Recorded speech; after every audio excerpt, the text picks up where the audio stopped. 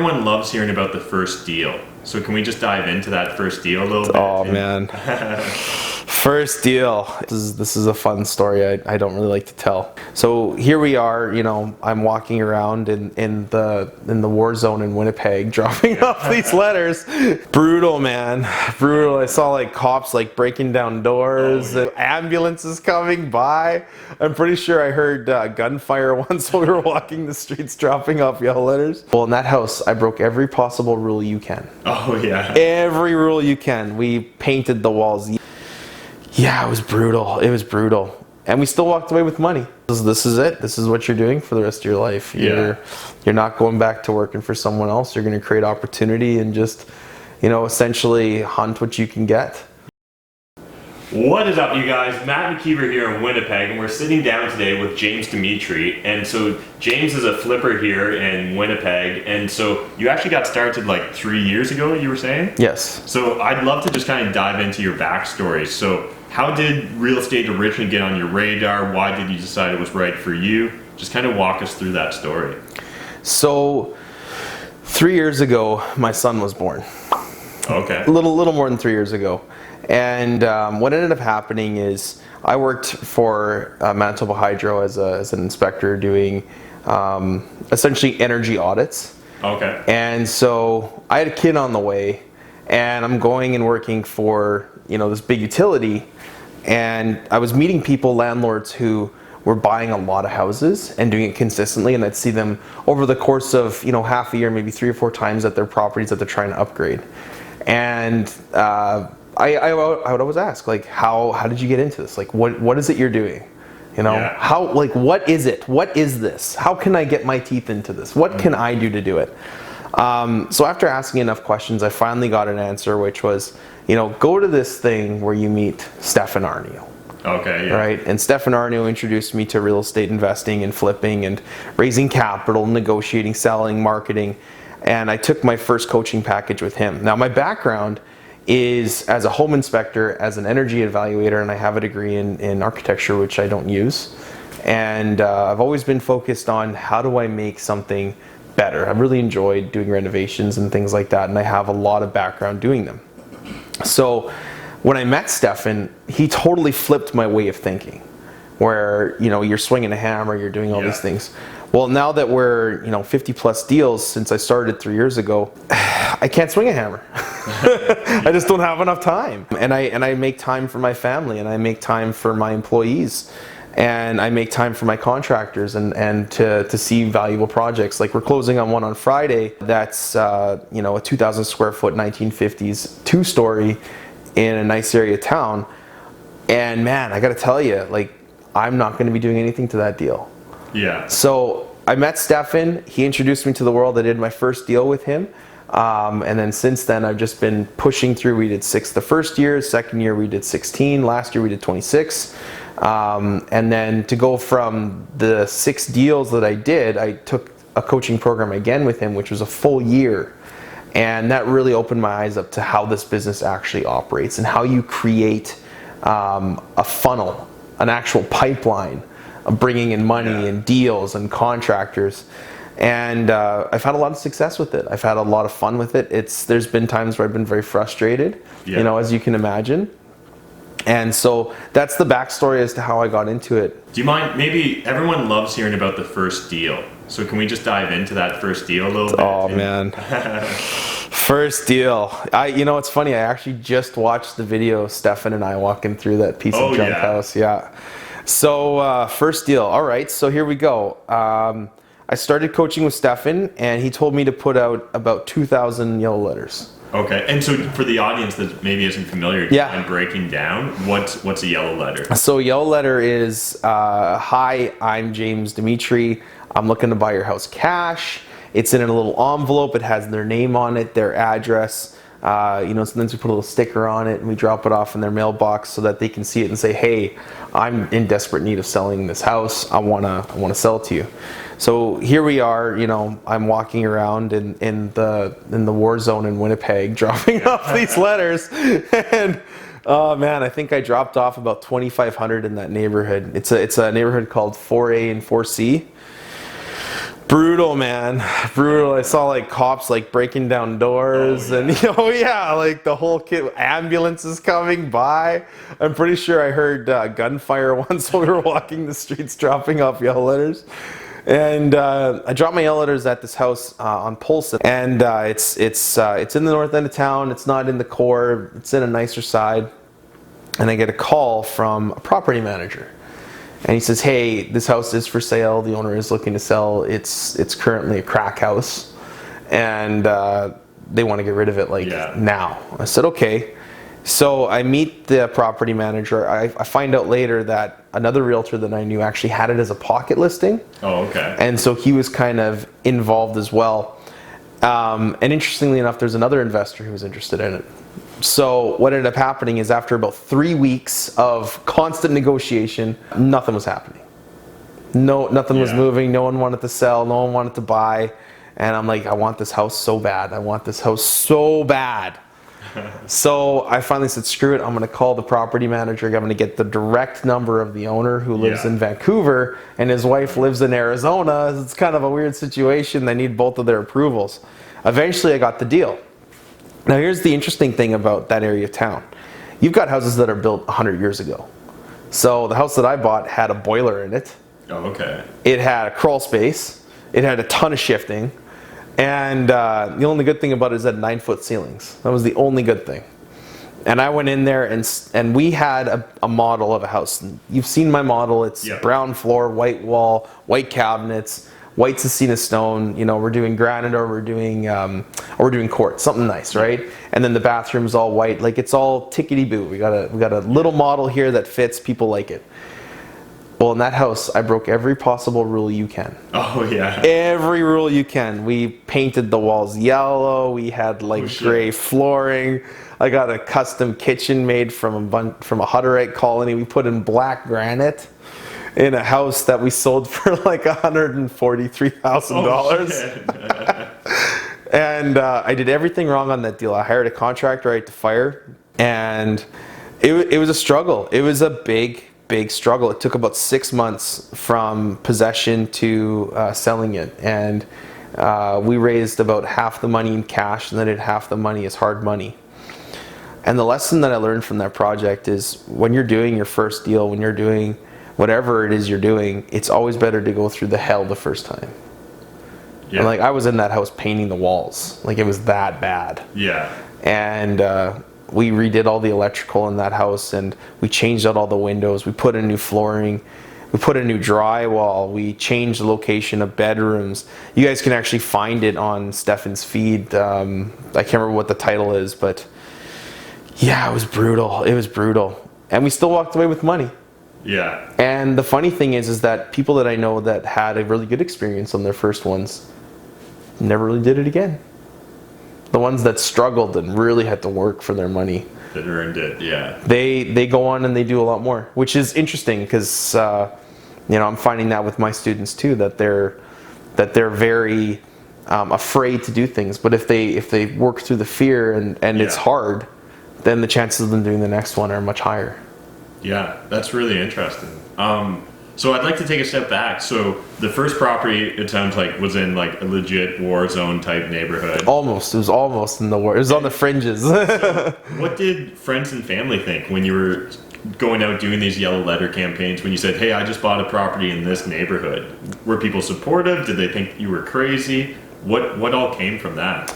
So my wife was actually very supportive of me, and my mom was very supportive. So I was very lucky because they knew that doing this was real. They knew that people were doing it. It wasn't like it was just on TV and it was all made up, right? So I had a lot of support from my family. Now, friends, that was interesting because my friends were like, you're crazy, you're never going to make your money back, you're never going to be able to do this, blah, blah, blah, blah, blah. And then I had a few friends that believed in me enough that they invested money. Right? So it was a lot easier for me because I had the people there to help me, emotionally at least. My family actually helped me deliver letters.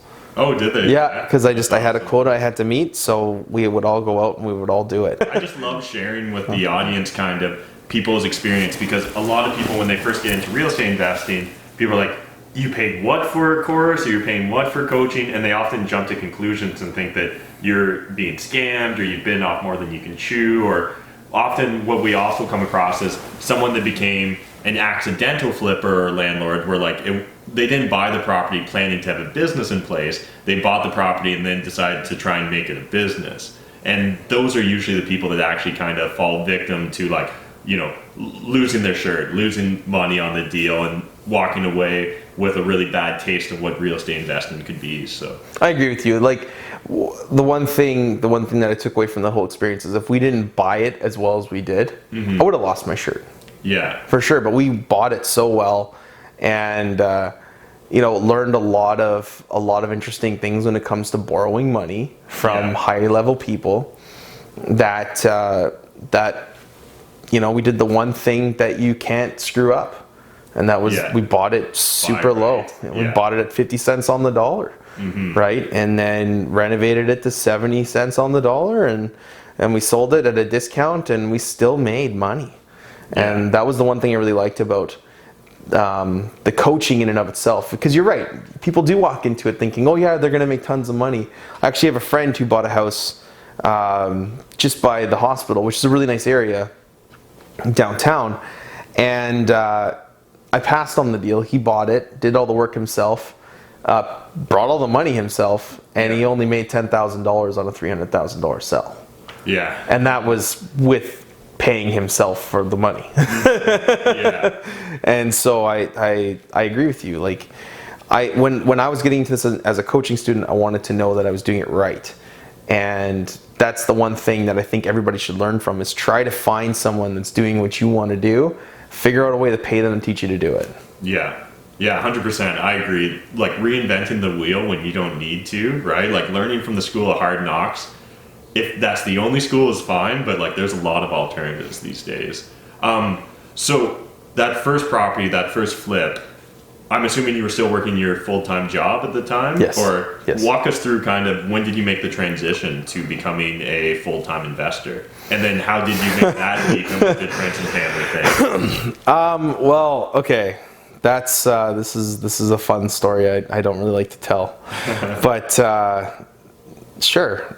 So I'm working for Manitoba Hydro as a contractor. Yeah. So it's not really a job. It's a contractor's position, self-employment. Oh, okay. And the way that it works with Hydro here is that you work for them and they pay you per job. You don't get anything else. You get paid very well. Oh, okay. So, you know, my cracks of time were filled in with visiting houses and talking to contractors. Now, what ended up happening is my first year I ended up doing 6 houses, and then the second year I got about this time. I think it was just after my birthday. Okay. And I get a call from the guy who controls the contract. He says, James, you know, your work's been slipping. So we're going to renew the contract with a couple other people, but we're not going to renew it with you. So I was actually told that I no longer have a job. Wow. And at that point, I think I owned 7 houses that we were flipping. And I just raised a ton of money.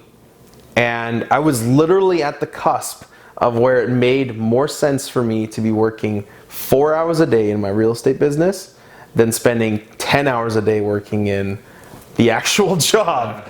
So my family knew it was coming. Yeah. I knew it was coming. And it was just a matter of time till I was going to pull the plug.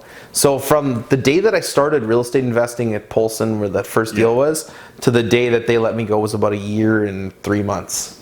Wow. So, and when that happened, like, that's when it became, you know, this is it. This is what you're doing for the rest of your life. You're not going back to working for someone else. You're going to create opportunity and just, you know, essentially hunt what you can get. Yeah. And that mentality has stuck with me, because I'll never forget, like, working for a utility where work can be incredibly lucrative and then incredibly sparse, and having your paychecks go up and down and up and down and up and down, I think was the biggest thing that pushed me to say, okay, screw it. I'm not working for anyone else. I'm working for myself. Everyone else can go, you know, do what they got to do. I'm going to go and we're going to raise more money. We're going to do more deals. We're going to buy more rentals. We're going to do whatever we got to do to be completely self-sufficient. Yeah, I love that attitude. So paint a picture for us. What does your life look like today now? So like, what's a typical day, or is there a typical day, or what's a typical week? Typical day. There isn't truly a typical day, Yeah. but when everything's when there's no issues, when there's no like threats of getting sued, and I'm familiar with this. you know, when the contractors are happy, when the houses are selling, when the investors are getting paid, when we're raising money, and when we're pulling in deals and doing wholesales, my day is pretty chill. Wake up at like 7 o'clock, hang out with the family till 9, hit the road, or just stay, at my home office and just power through some paperwork if I need to till about noon. And then from noon till about 3 o'clock, I do meetings, and then 3 o'clock onward, I usually just go back home and do phone calls and hang out with the family, and go to sleep at 11 o'clock, work out. But most of my time is spent at home with my family, believe it or not. Yeah. Which is really nice. That's what I enjoy. So the only difference between now and then was, if I wanted something, I would wait. Yeah. Right? I would wait to buy it. Yeah. Someone broke into my truck the other day and stole my Armani, my Emporio Armani sunglasses that are worth like $300. Oh shit. And I was so mad. So I went, that's it. I'm just going to go buy a pair of Pradas. Boom, done. And, to be totally upfront with you, the only thing that's really changed in my life is the amount of time I spend with my family. Yeah, that's awesome. Yeah. Well, and the income, obviously, and the frustration and the deal flow, and the amount of people I have surrounding me that have a much higher income than the people that I had around me when I wasn't making this kind of money. So my day consists of, about 4 to 5 hours a day of spending time with my family, and then the rest is just pounding through the business and making sure that everything is above board and things are running smoothly, and then spending a certain amount of time in meetings and stuff like that with other partners and other people and other potential partners and deals. And it's pretty chill. I spend about 20 hours a week working, and that's it.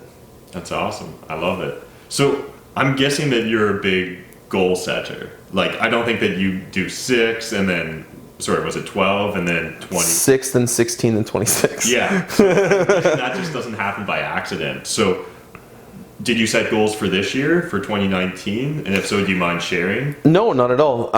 So my goals for 2019 are, so let's start from the very get-go. So I just wanted to do as many as I could the first year. Okay. Right? And I got to 6, and I was frustrated with myself for not doing it. Then that's when I decided to bring Stefan back into my life, and I signed up for a full year of coaching with him. Now, with his coaching package that I took, he only guarantees 12. Well, I had 16 in, I think, 9 months. Oh, wow. Yeah, from January to August, we had 16 houses. Either they were, I think I did 14 flips and 2 wholesales or something. And he helped me set the goal for that. So I had a goal of 20. Right? Didn't meet the goal. Yeah. I missed the moon, so we ended up amongst the stars. And then this past year, I wanted to hit 30. And one of the interesting things that happened this year was a lot of market changes happened. Oh, okay. So it changed trajectory quite a lot, because I realized that if you're going to be investing your money, your time, and other people's money in something that fluctuates that much based on what the government regulations are, that's when I changed what I wanted to do. So my goal this year, instead of doing a certain number, is to hit a certain income amount, which is $400,000. That house that we looked at, half of that would be that one deal. Yeah. Half of that. And by the end of the year, I want to have 9 titles for rentals. And currently we're at 2, so I have to buy another 7 before the end of the year. And so flips that come, I'm just looking for that income amount. So I got to do probably another 10 houses. Yeah. And so is there a passive income number that you're trying to hit with your rental properties, or? Yes, I'm trying to hit a total income of about $7,000. That's awesome. Yeah.